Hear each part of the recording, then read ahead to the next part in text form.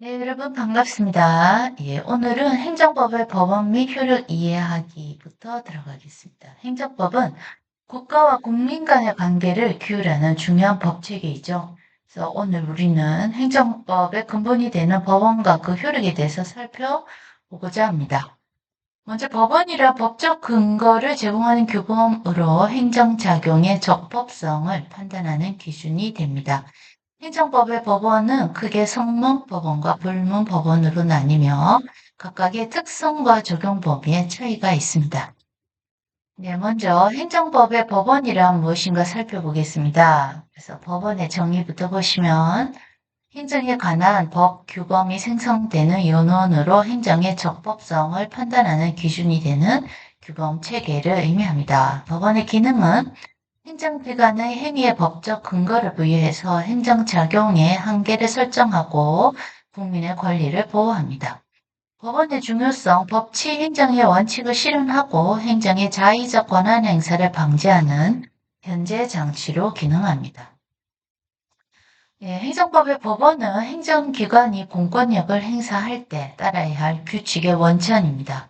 법원은 단순히 법적 근거만을 제공하는 것이 아니라 행정권의 한계를 설정하고 국민의 권리를 보호하는 중요한 역할을 합니다. 모든 행정작용은 반드시 법원에 근거해야 하며 이것은 법치 행정의 핵심 원리입니다. 행정법의 법원 체계를 이해하는 것은 행정의 적법성을 판단하고 행정기관의 책임성을 확보하는 데 필수적이라 하겠습니다. 법원의 분류 보시면요. 먼저 성문법원입니다. 그래서 문서의 형식으로 명시적으로 정립된 법원이죠. 여기엔 헌법, 명령, 헌법 법률 순서대로 보자면 이렇죠. 헌법 법률 명령, 자치법규인데 조례 규칙이 포함되어 있죠. 명령에는 대통령령, 총리령, 부령 이렇게 나눌 수 있고요. 불문법원은 어떻습니까? 성문법원과 달리 명문화되어 있지도 않고 문서의 형식으로 되어 있지 않습니다. 그래서 그러나 법적 효력이 인정되는 법원이죠. 특히 영미법계에서는 불문법원이 강력한 드라이브가 되는 법원이고요. 이 대륙법계를 활용하고 있는 우리나라 같은 경우는 예, 불문법원이 그다지 강하지 않습니다. 자, 여기 관습법, 판례법, 조리. 이제 조리는 법의 일반 원칙을 의미하고요.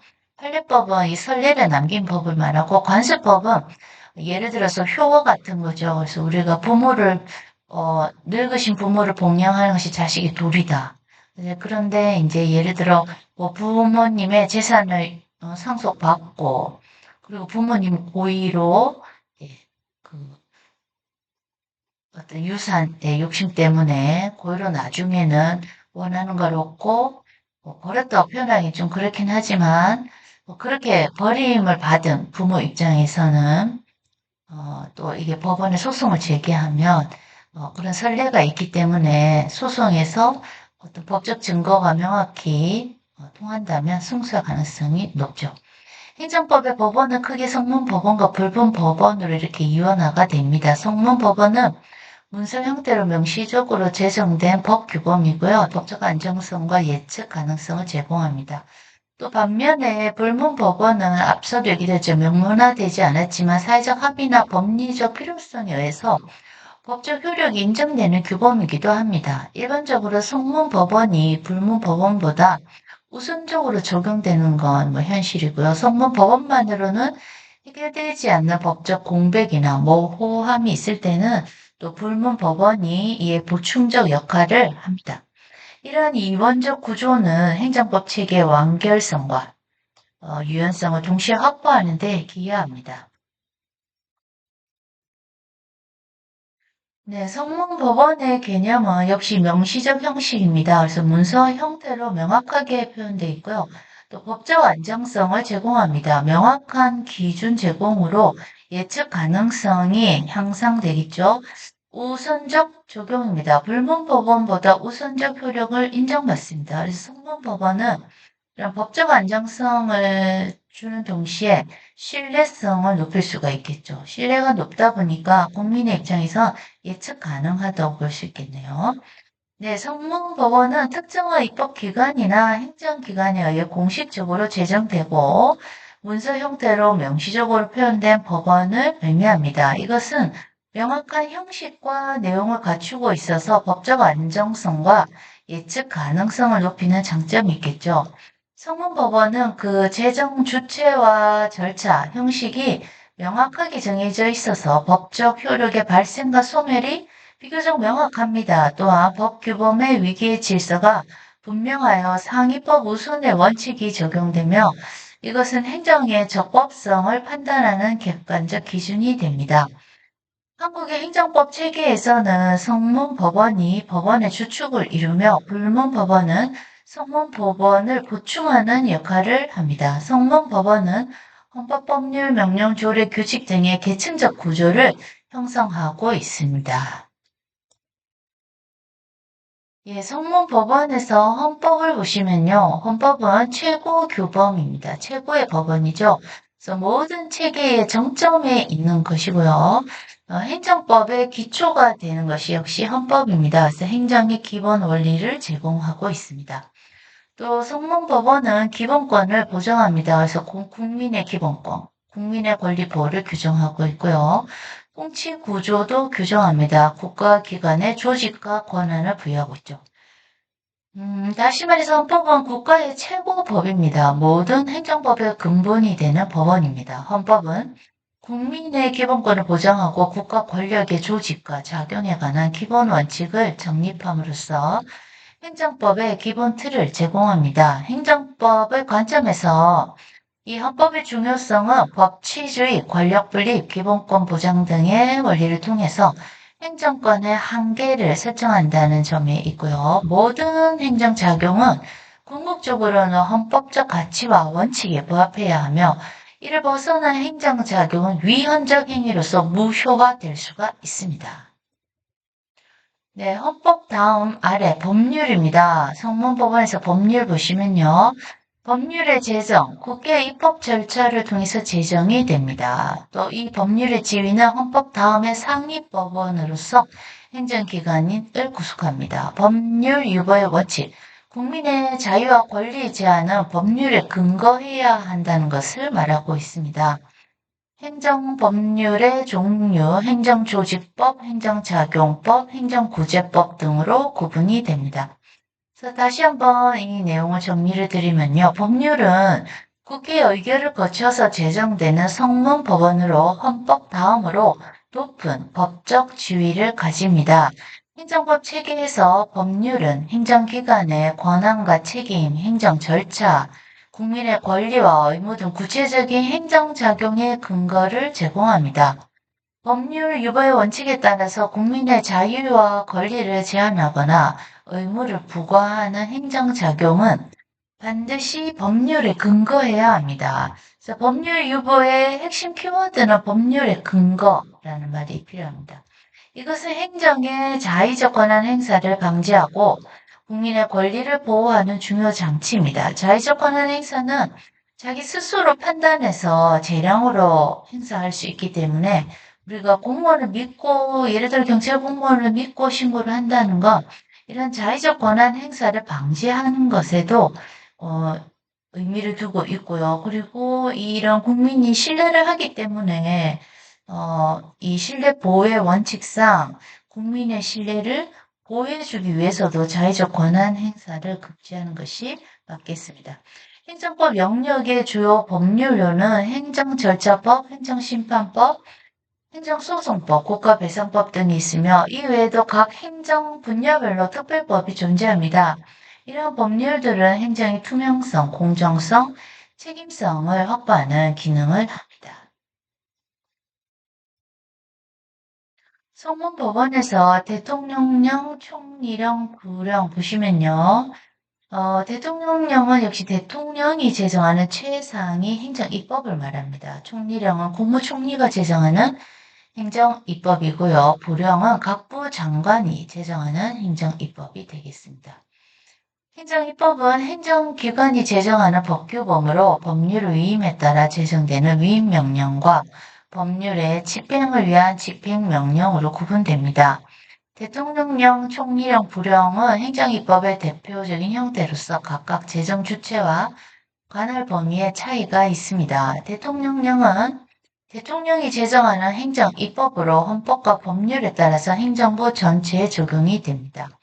총리령은 국무총리의 소관 사무에 관한 명령이며 구령은 각 부처의 장관이 소관 사무에 관해서 제정합니다.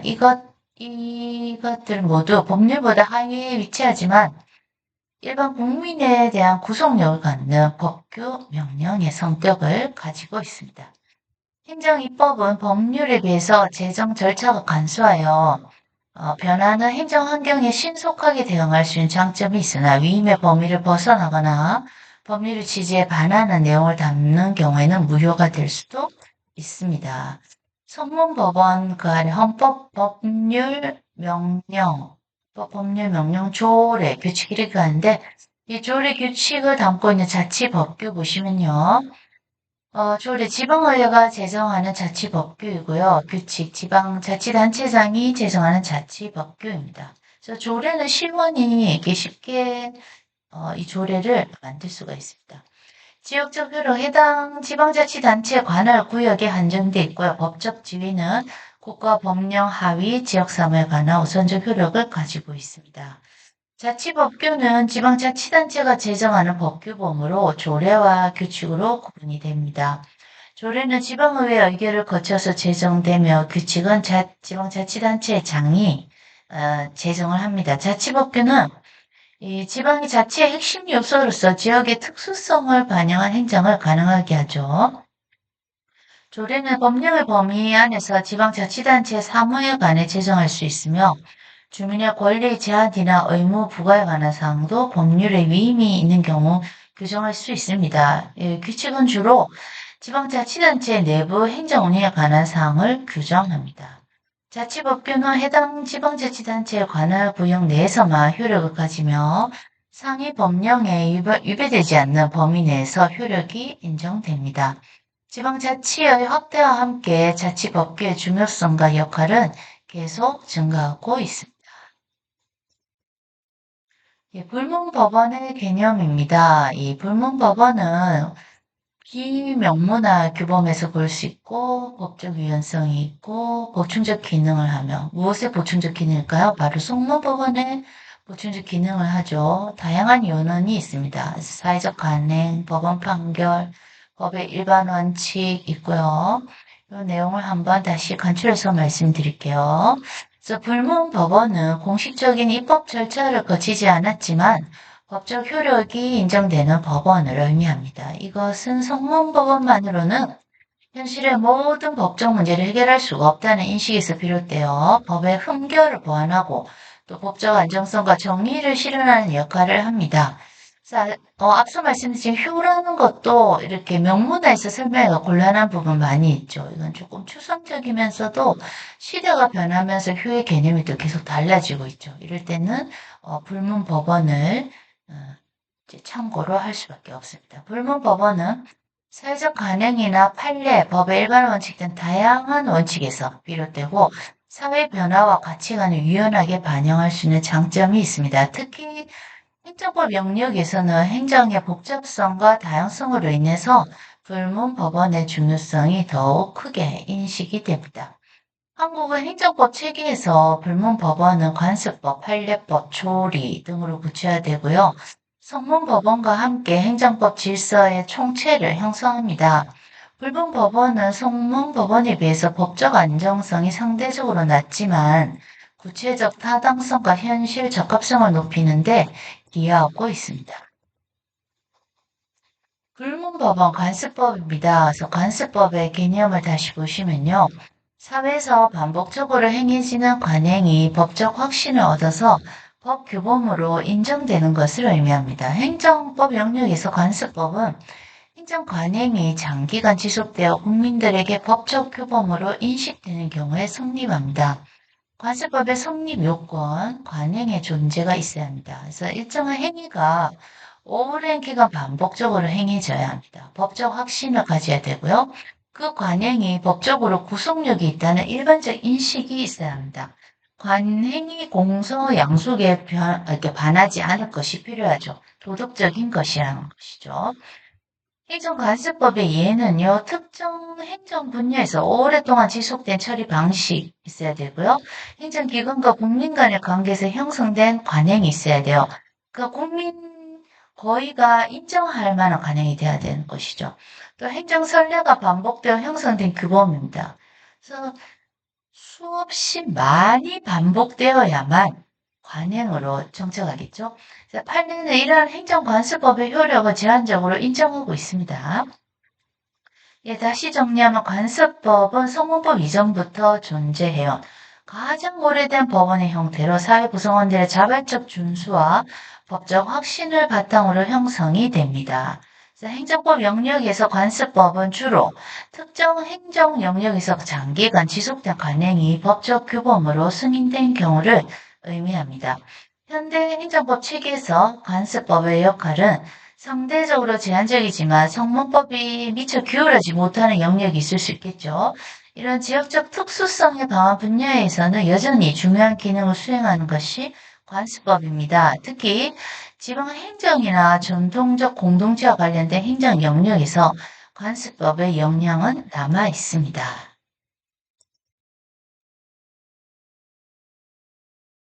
네, 이제 불분 법원에서 판례법 보시면요. 이 판례법은 법원의 판결, 즉, 특히 대법원의 판결이 후속 사건의 구속력 또는 영향력을 미치는 불문 법원입니다. 한국은 성문법 중심 국가이죠. 법률 해석과 적용에 있어서 대법원의 판례가 실질적인 법원으로서 기능하는 경우가 많습니다. 그래서 판례 법원성을 보시면요. 대법원의 판결은 하급심에 대한 사실상의 구속력을 가집니다. 행정기관도 대법원 판례를 존중하는 경향이 있습니다. 특히 법률의 해석이나 불확정 개념의 구체화 등에 있어서 이 판례의 역할이 중요합니다.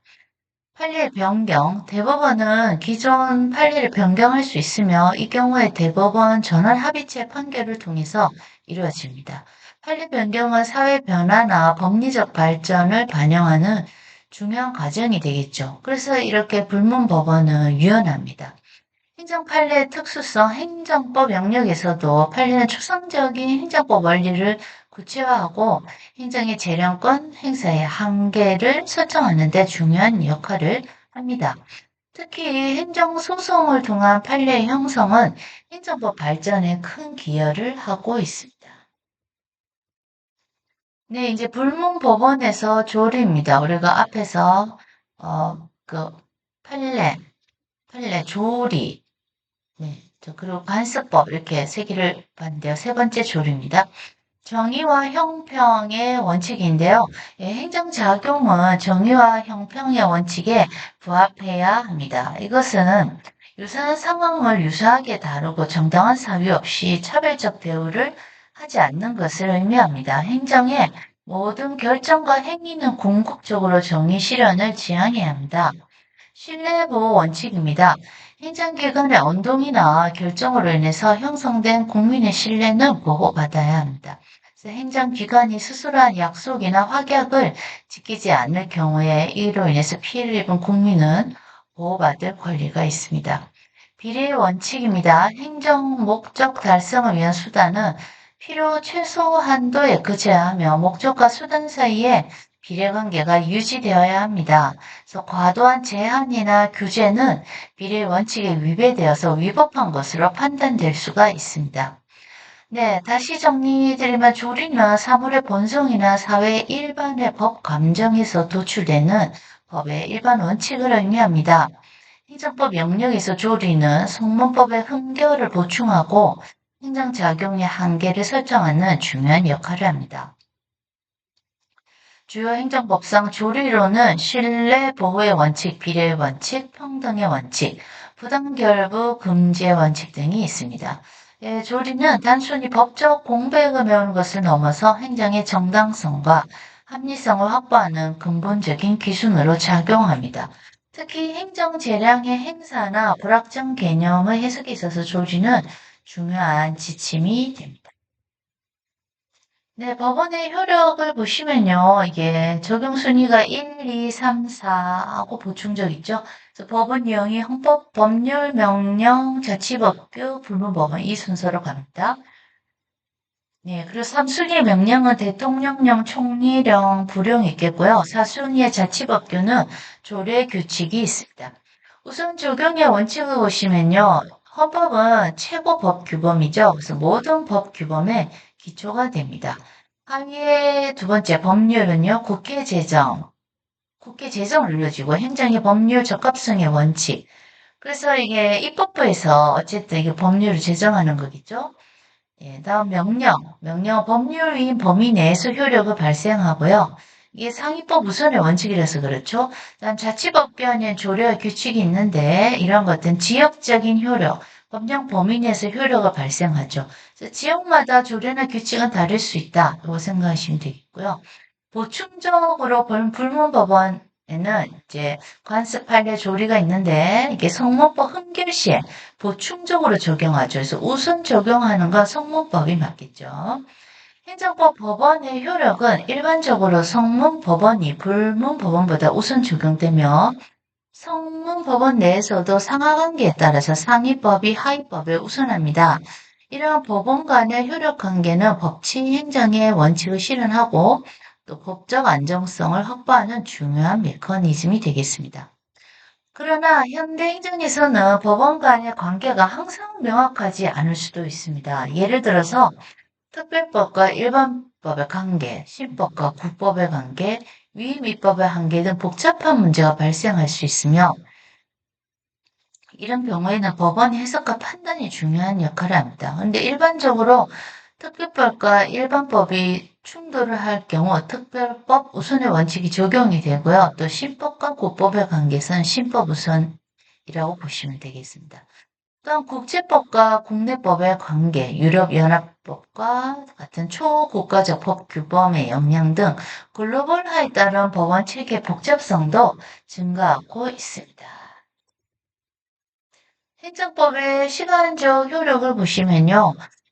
이 행정법규가 시간적으로 언제부터 언제까지 적용되는지에 관한 문제입니다.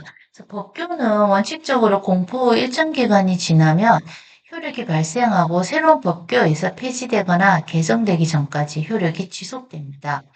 불소급의 원칙입니다. 법규는 원칙적으로 소급하여 적용되지 않습니다. 그 이유는 법적 안정성과 예측 가능성을 보장하기 위한 중요한 원칙이 있기 때문이죠. 국민이 행위 시점을 법규에 따라서 행동할 수 있게 합니다. 소급 입법의 예외 있습니다. 국민에게 유리한 소급 입법, 입법 목적상 필요하고 예측 가능성을 크게 해치지 않는 경우, 위법한 행정처분의 시정을 위한 경우에는 예외적으로 소급 입법이 허용될 수도 있습니다. 신국법의 적용 원칙은 법규가 변경된 경우에 원칙적으로는 신법이 적용되지만 기존 법관계 안정성 보호를 위해서 특정 사항에 대해서는 국법이 계속 적용되는 경우가 규정이 마련되는 경우가 많습니다. 어쨌든 행정법의 시간적 효력은 법적 안정성, 예측 가능성이라는 법치주의 핵심 가치와 직결되는 것이죠.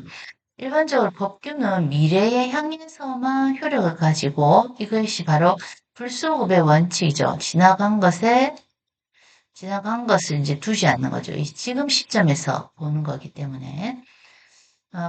소급하지 않는다. 이거죠. 이것은 국민이 행위 시에 법규에 따라서 행동할 수 있도록 보장합니다. 그래서 국민이 헷갈리지 않도록 해야 하는 거죠. 그러나 현대행정법에서는 복잡한 사회 변화와 정책적 필요성으로 인해서 불소급 원칙의 예외가 인정되는 경우가 있습니다. 특히 국민에게 유리한 소급 적용이나 합리적 예측 범위 내에 소급 적용 등은 판례를 통해서 그 정당성이 인정되고 있습니다.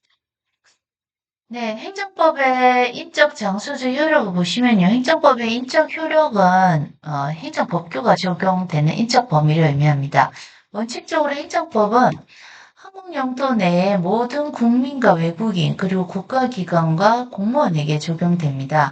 특히 행정법규는 그 목적과 성격에 따라서 특정 집단에게만 적용되는 경우도 있습니다. 여기서 특정 집단이라 하면 공무원이나 특정 직업군을 의미합니다. 장소적 효력은 행정법규가 적용되는 지리적 범위를 의미합니다. 그래서 국내법인 행정법은 원칙적으로 국가의 영토 내에서만 효력을 가지지만 이것을 속지주의라겠죠. 국제화에 따라 국가 간 협약이나 초국가적 법규범의 영향으로 그 범위가 확대되고 있는 추세입니다. 또한 자치법규와 같이 또 특정 지역에만 효력이 미치는 행정법규도 존재하고 있죠. 현대 행정법의 효력 범위는 글로벌화, 디지털화 등으로 인해서 전통적인 국경과 영역의 개념을 넘어서 확장되고 있으며 이것은 새로운 행정법적 과제를 제기하고 있다고 봐야겠습니다. 네, 여러분, 이 지루한 수업을 들어주셔서 매우 매우 감사드립니다. 마치겠습니다.